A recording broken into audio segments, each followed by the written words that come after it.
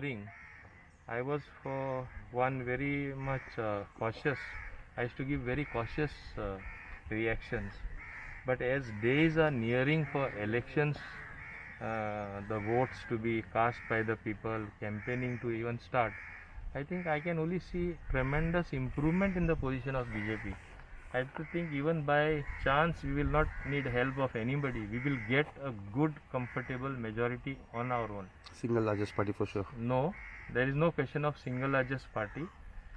What you are saying, it will be a worst case scenario, but I don't expect a worst case scenario as against performance by the party government, as against projects carried out, as against vividly seen things which are there in front of your eyes.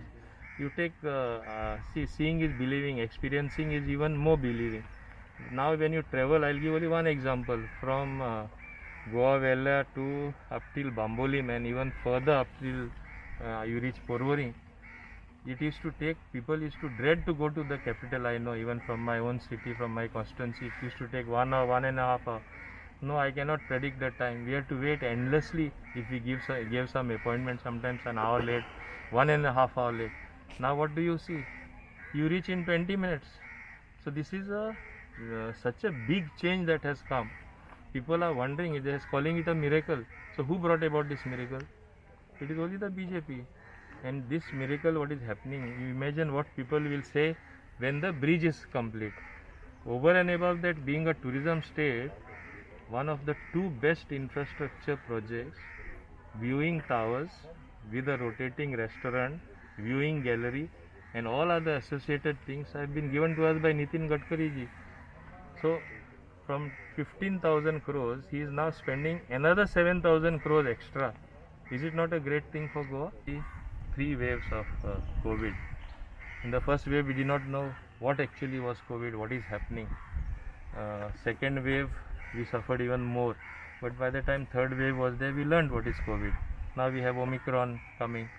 And I think ultimately now we have the best SOPs in place as far to handle COVID.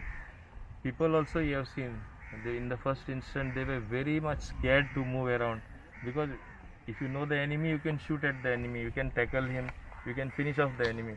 You do not know which way, how, what. Now there is a set procedure, there is a set standard, and Election Commission is a constitutional independent authority. They know very well how to handle the elections, while at the same time maintaining strict SOPs. When they maintain strict SOPs, obviously they don't want COVID, the spread of COVID.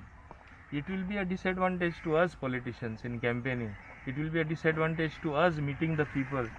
We will be at one of the biggest disadvantage. But I think it is an even playing field, because it will apply not only to me, to my political opponents as well. So now one has to learn to live with COVID while making things safe for yourself and making safe for people around you. That is what is important.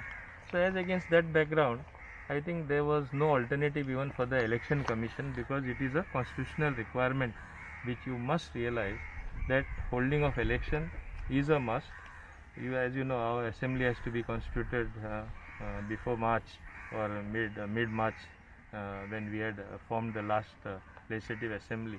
So what alternative does the Election Commission also have? So taking all those things, factoring the constitutional requirements, factoring what is the ground reality, I think their decision is not very far away from the mark what one should actually keep in mind while taking a decision.